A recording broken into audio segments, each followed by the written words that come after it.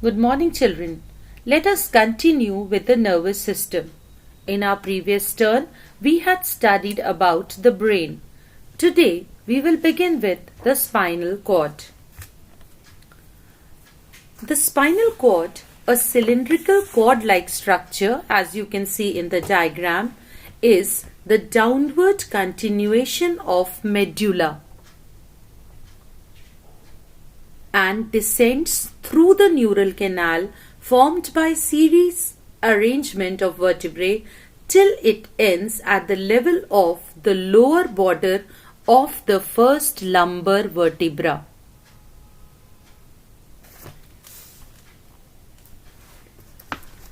When the spinal cord is viewed externally, two conspicuous enlargements can be seen. The superior enlargement, called the cervical enlargement, extends from the fourth cervical to the first thoracic vertebra. Nerves to and from the upper limbs arise from the cervical enlargement. The inferior enlargement is called the lumbar enlargement, and it extends from the 9th to the 12th thoracic vertebra. Nerves to and from the lower limbs arise from the lumbar enlargement.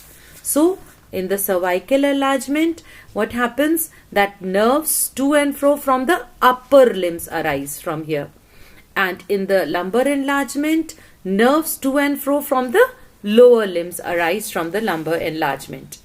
Inferior to the lumbar enlargement, the spinal cord tapers to a conical position.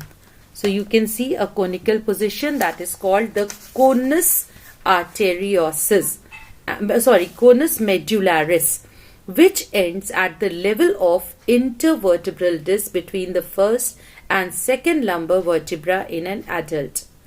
Arising from the conus medullaris is the filum terminale, an extension of the pia mater that extends inferiorly and anchors the spinal cord to the coccyx, or the last section of the backbone.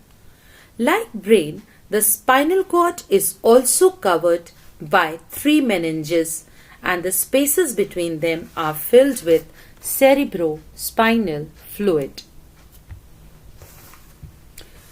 The distribution of matter in the spinal cord, you can see in the diagram the spinal cord in cross section. So here you can see that distribution of matter in the spinal cord is just reverse of that in the brain. That is, here you can see that the white matter is towards the outer side and grey matter is in the center. The grey matter penetrates into the white matter in the form of horns like the alphabet H. Typically, there are three horns. Dorsal horn, which receives sensory nerves via dorsal root ganglion. Ventral horn, containing nerve cell bodies which give rise to somatic motor nerves supplying the skeletal muscles. And lateral horn, conspicuous in the thoracic and upper lumbar segment of the spinal cord only.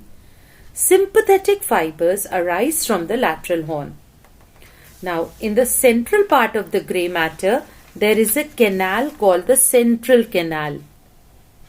And this canal is a direct continuation of the fourth ventricle. The axons emerge from the ventral horn cells from the ventral root, whereas sensory fibers which bring sensory information from various areas enter the dorsal horn. The nerve cell bodies of these sensory nerves are situated little outside the spinal cord and constitute the dorsal root ganglion. Now we come to the next one.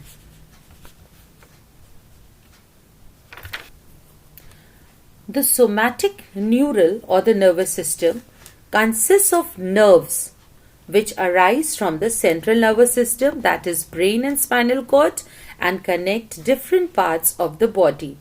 Now here you can see a nerve cell. Each nerve is composed of many nerve fibers enclosed by a connective tissue sheath. A nerve fiber is a long axon or dendrite of a neuron. Typically, a neuron consists of a cell body. Most neurons give off several short branching processes called dendrites, and one longer process said to be the axon. So, cite on the dendrites and the axon. Myelinated and non-myelinated fibers. According to the presence and absence of myelin sheath around axons, the nerve fibers are said to be myelinated and non-myelinated. Non-myelinated fibers, as the very name tells you, that they do not have the myelin sheath, or they are devoid of the myelin sheath. The axon is devoid of myelin sheath, and these nerve fibers are commonly found in autonomous and somatic nervous system.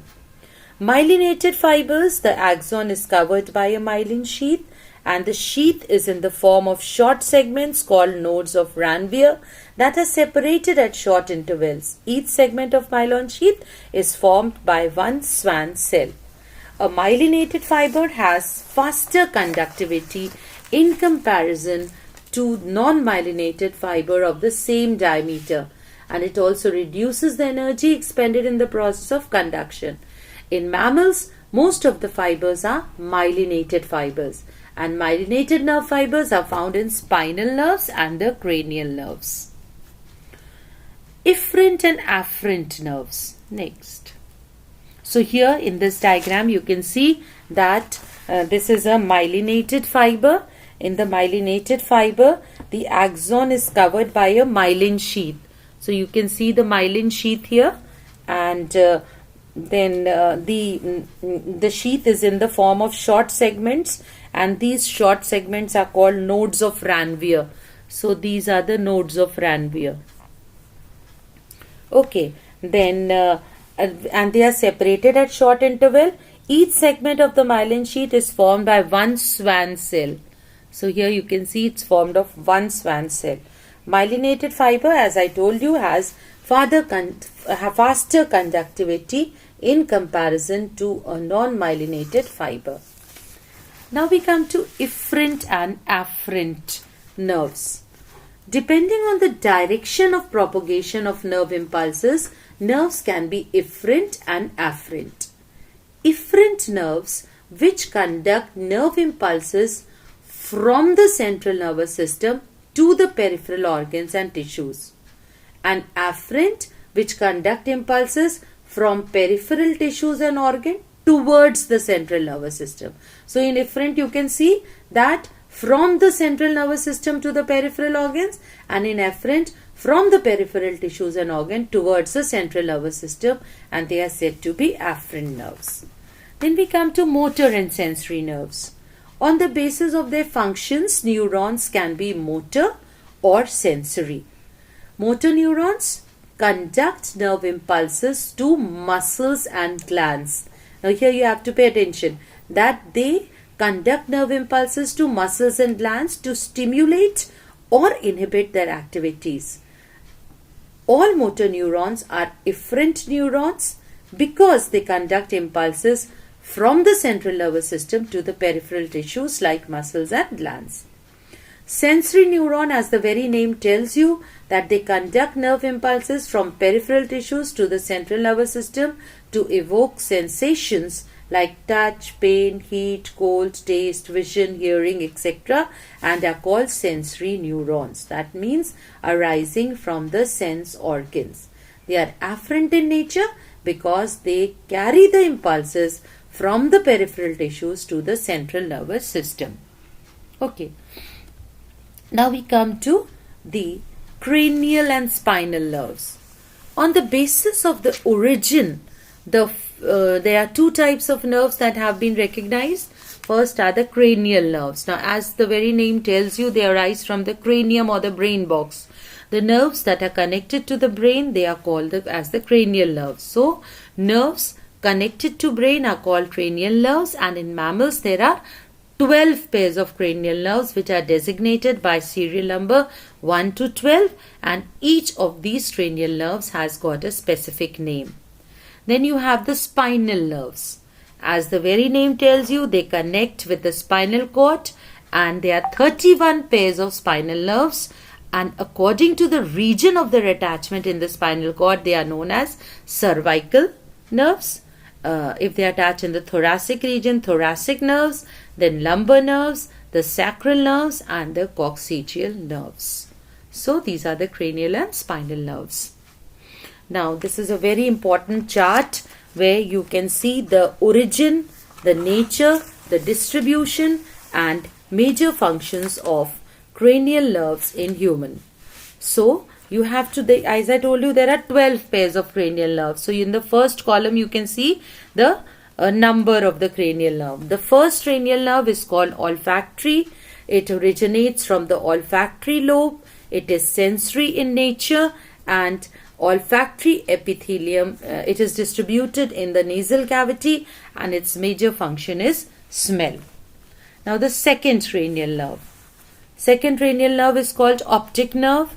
It originates from the side of the diencephalon. It is sensory in nature, and it is found in the retina of the eye, and it is concerned with sight.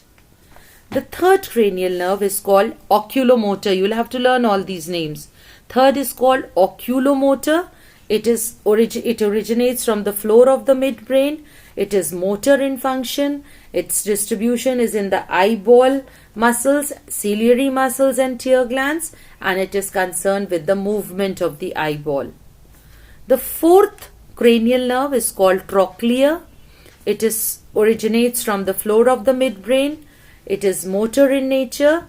Its distribution is in the superior oblique muscles of the eyeball, and its major function is rotation of the eyeball. The fifth cranial nerve is called trigeminal. It originates from the ventral side of pons. It is a mixed nerve, that is both motor and sensory fibers are present here. It's distributed in the skin of the nose, eyelids, forehead, oral mucosa, muscles of the head, face, mouth, and tongue, and it is concerned with sensation of touch and taste and muscle movements. The sixth cranial nerve is called abducens. It originates from the ventral side of medulla. It is a motor nerve. Its distribution is in the external rectus muscle of the eyeball, and it helps in the rotation of the eyeball. Then you have the seventh cranial nerve, that is called the facial, and it originates from the side of the medulla. It is a mixed nerve. It is distributed in the taste buds, the salivary glands, the facial and neck muscles, and the major function is taste, facial expression, saliva secretion, and neck movement.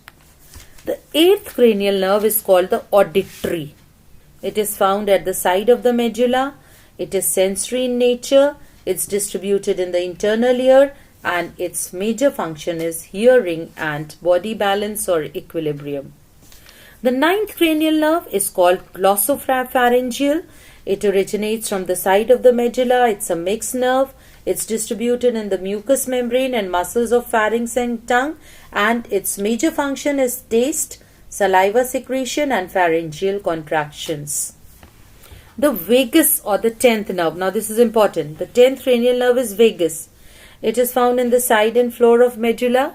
It is a mixed nerve. It is distributed in the pharynx, the respiratory tract, heart, pancreas, alimentary canal, blood vessels. And its major functions are gastric and pancreatic secretions, cardiac slowing, gastrointestinal movements, respiratory, vasomotor, and visceral reflexes. Then we come to the 11th cranial nerve, and that is the spinal accessory side of the medulla. It is the nature is motor, neck and shoulder muscles, thoracic and abdominal viscera, and its function is muscle movement and visceral reflexes. The last or the 12th cranial nerve is hypoglossal. It is found on the ventral side of medulla. It is motor in function. It is distributed in the muscles of the tongue, and it is concerned with tongue movements. So these are the 12 pairs of cranial nerves that are found. In our next class, we are going to study about the spinal nerves. Thank you.